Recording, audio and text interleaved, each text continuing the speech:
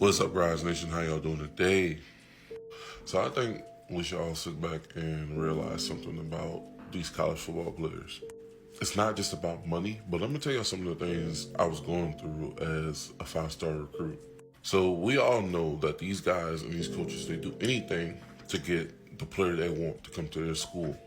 You see it time and time again. When a player comes and visits, they bring out all the stocks. They do dinners, they do meals, they do cars, they show you the locker rooms, let you try on the uniforms, take pictures, which I think they don't allow anymore. But that's all the stuff they show you on the surface. But let's go underneath the surface. So I went to my sixth visit to University of Alabama after I committed way back in 2016. When you arrive on campus, I don't know how I do it now, but when you arrive on campus, they give you a host, and the host being two things. By day, you have a woman, some woman. They make sure the woman looks gorgeous. They make sure she looks good. They make sure that you're attracted to her. They make sure that you are looking, and they make sure to let you know that we have all these type of women on here. We have all types of women like this on this campus. So by day, that's you. She's your guide. You follow her everywhere we go. She's gonna introduce you to everybody. Blase, right? But by night, it switches. You get the players as hosts. Look, the players you have to realize they're just as guilty as any person on the football staff, who works close with the football staff. They're just as persuasive as any coach. Y'all have to realize. I can promise y'all, at nighttime, it gets real dark, bro. It gets dark. So my host, I'm not gonna say his name, is whatever is back in the past, but I feel like this is a thing that goes on still to this day. This guy was like, we ain't gonna rest tonight until we get you laid. I'm like, okay, well, I'm 17 years old at this point, right? Like, I'm about to go crazy. Dude, they take me to every club, and they don't even ask for ID. Oh, you an Alabama prospect? Okay, cool, you get it for free. Bro, I was like, whoa. I was proper mannered, you know what I'm saying? I go into a club like, okay, we're here. This is, I guess, an experience, I guess. I'm just sitting there kind of bored because I'm like, what am I supposed to be doing here? No, I'm 17 years old. So this woman, she's like, I forgot. She was like an important figure. And, I woke up, I shake her hand. She's like, no, baby. And she gives me a hug. And she places my hand on her waist. And I'm like, oh, this is really crazy. Dog, this is crazy. It's like, nah, baby. I'm like, yo, what? So I'm just sitting around. They doing what they doing. I'm just trying to figure out, like, you know what I'm saying? This is boring. Like, I'm bored. I'm not drinking anything. I'm just sitting here in one spot listening to music with all these flashing lights, and that was about it, right?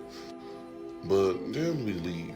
We time's up, we leave, and we go back to the dorms. That's where things get real crazy, y'all. Bro, there's no supervision. There's no supervision by nobody. And these are grown people, so I expect nothing less, right? Bro, we go inside the dorm, and all you hear is moaning and groaning. I'm talking about cheeks getting clapped right, left, up, down. But then my host leads me to his room. He calls up one of the other homeboys. Hey, we trying to get my one of the prospects laid. Hey, you can help me out. And indeed, he helped us out because we went to his room. At first I walk in, there's people on the couch inside of the middle. right? Because in the dorm rooms, there's 2 rooms on one side and there's 2 rooms on the other side. In the middle, there's the kitchen and the living area. So these people was sitting out here just chilling. I'm like, I'm gonna join them. He's like, wait for a little bit. I'm gonna be back. I'm gonna be back. I go sit down, and he goes into the room on the left side. Mind you, when he opens the door, all you hear is moaning. All you hear is moaning, right? So I asked one of the females, like, what's going on? Like, he's like, oh, you don't know?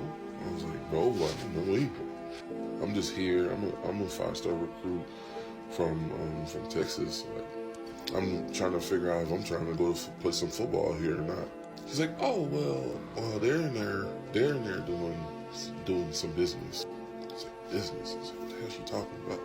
But she refused to tell me anything else because obviously she wanted me to find out for myself.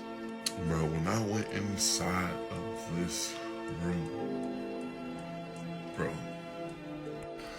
I walked in this room and they had to have been like 20 grown-ass men.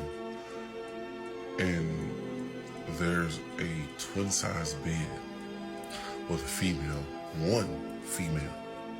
And I'm talking about they're taking turns clapping her. You feel me? One of the NFL players, he's in the NFL now. I ain't gonna mention no names because I ain't gonna get nobody in trouble. I don't want my name dragged in the dirt, but this has to be talked about. Bro, this dude got on the bed, and I'm talking about almost broke her in the bed in half. But it gets worse because when at the time, I walk out, and it's like later on I figure out that old boy was charging $5. He was charging $5 to each man.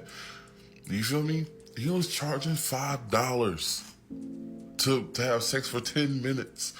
They had minutes, they had everything, dog. You know the crazy part? This ain't the first time this has happened. There's other colleges I like this. Like as a matter of fact, no college is safe. Like y'all thinking like, hey, if they're grown people. Y'all, I was 17 years old. Bro, when I tell y'all they will do anything, y'all. Anything to get these players to come to their school. Anything. And I'm very sure. And the crazy part is that's on that part, that's not the coach's fault. That ain't the coach, that's the players. It's the players. They swear, they promise you that this happens every time you win a game, dog. You get some cheeks. It don't matter who you go, how you go. But y'all wonder why we get in trouble y'all get in trouble so much by these females. I didn't know the significance of how bad it was until I seen it. You feel me? Like, y'all get yourselves in trouble. Obviously, now it's not always the case, but y'all make it free reign for some of these females.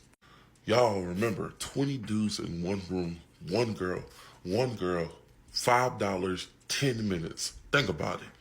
At one of the most exclusive universities in the entire country, maybe in the entire world. Because, you know what I'm saying? Alabama, University of Texas, Alabama, LSU, Baylor, Texas A&M, bro. It don't matter what, all those colleges you see and hear about, the big, the expensive, the reckless, you feel me? They all holding secrets. They all hiding their secrets. They've all done things to get players there. They've done some really bad things, some really weird things. You feel me? So who's to say right now we have NIL deals? Those NIL deals can be over the table or under the table. Either way, these players again offer some crazy stuff just to be on a football team. And I say it with a heavy heart because I love football. It's a passion. If I can play for the league right now, I would. You feel me? But I got my own things I'm going through. I gotta get this body together. I gotta get my mental. I'm getting my mental together, and you know what I'm saying. It's not that easy. Take that with a grain of salt, dog. when you're looking at some of these players and you feeling jealous, notice that they've done stuff just as grimy as anybody else just to get where they are. And that's minus the hard work they put in physically. They're going to do whatever it takes to get the ones they want. Promise you. Like and subscribe for part 4.